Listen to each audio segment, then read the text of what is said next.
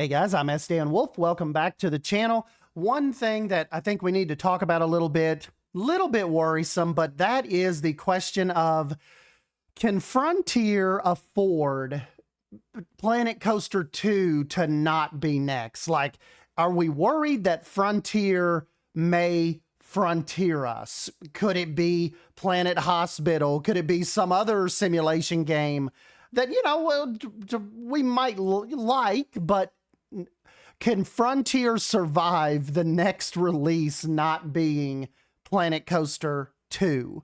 So if that kind of conversation interests you, then just keep watching.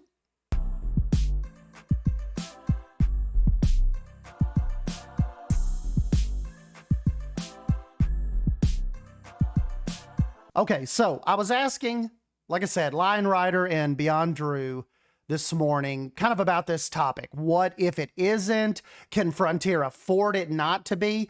And they were, these two guys, I like talking with them. Not that it's definitely not echo chambery. Like Beyond Drew and Lion Rider they do not agree with me just to be agreeing with me. Really good points. They are passively optimistic, kind of like I am. Like, yes, it needs to be a Planet Coaster 2, but what happens if it's not? What happens if Planet Coaster 2 does not propel itself forward enough from Planet Coaster 1? Particularly with a lot of these sequels really recently crapping their pants. I know a lot of people's minds immediately go to City Skylines 2. That's a weird situation. That almost seems, it's almost worded to us like that was a publisher type of deal where Paradox, I almost look at City Skylines 2 as like a sacrificial goat where Paradox pushed and pushed and pushed for them to hurry up and rush out a game that is clearly not ready to go, wasn't ready to go, probably 6 months from now, may be ready for an actual release. But Frontier doesn't really... Frontier, it's kind of like they're on their own with respect to Planet Coaster 2 because it's an in-house IP. They are the publisher and the developer. So the pressure that not only we put on them, but the pressure they put on themselves is totally on them. They're not going to be able to say the publisher pushed us into rushing out Planet Coaster 2 when it wasn't ready yet. They're not going to have that kind of like scapegoat that I think, I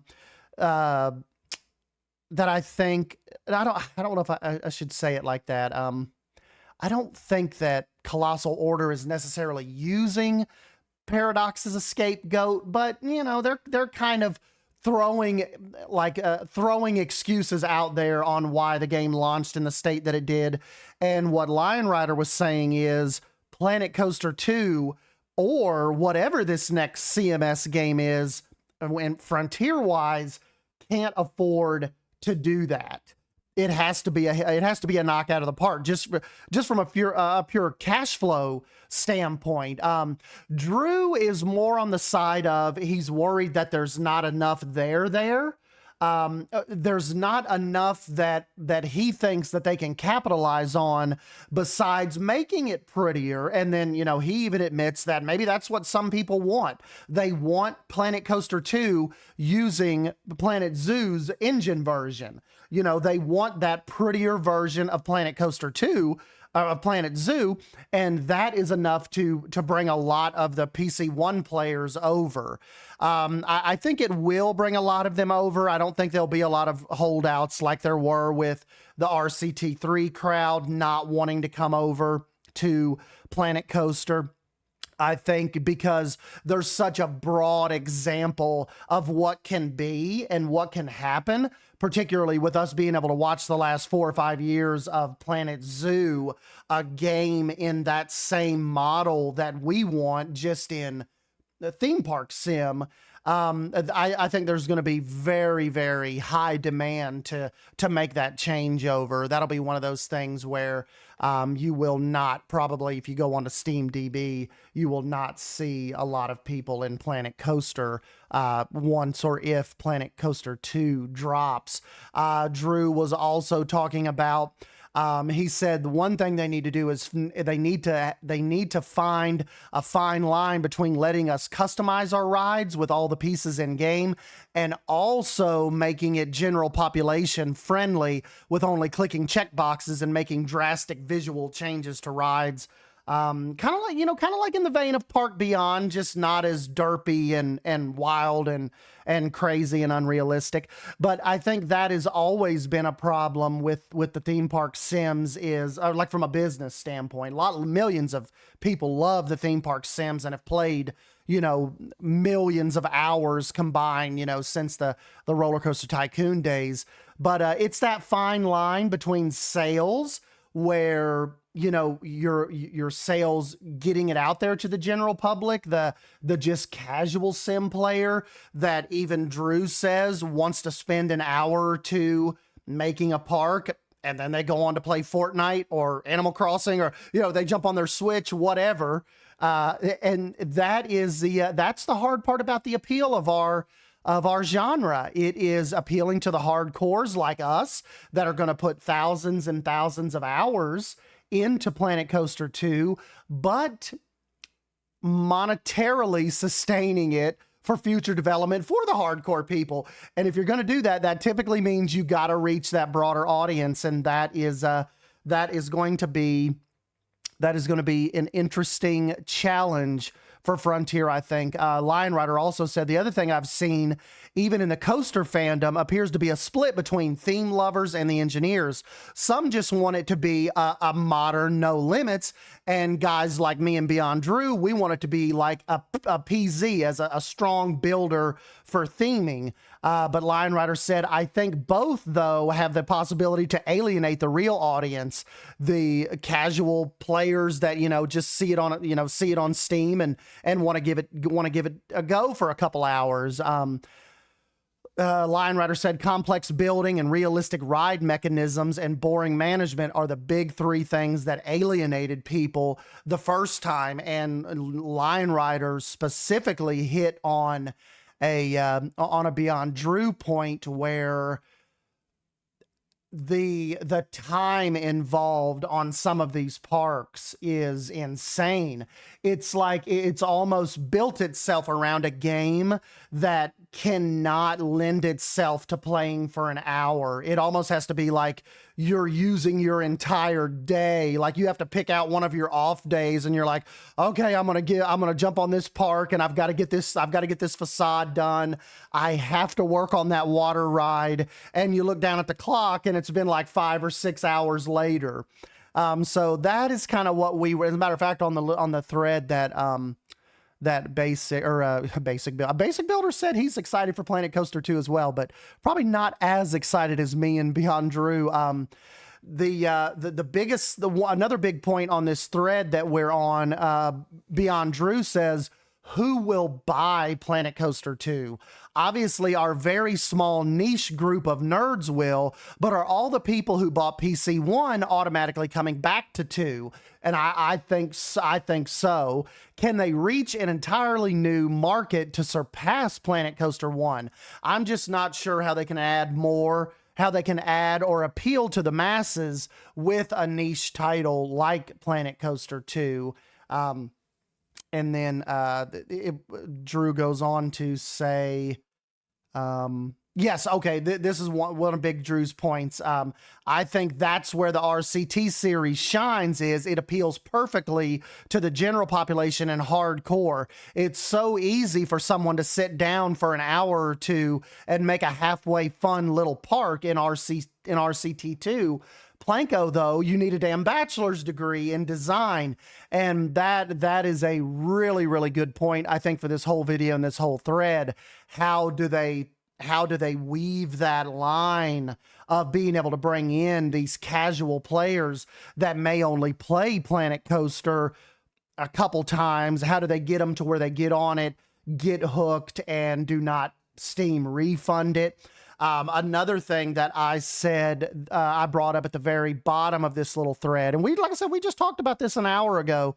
They didn't tell me this was off the record, so I hope they don't mind that I'm kind of bringing in some of their points. But One thing that I said, or like I said, just talking an hour ago, and I said one can argue the game cannot wait 5 explicitive years to come to console.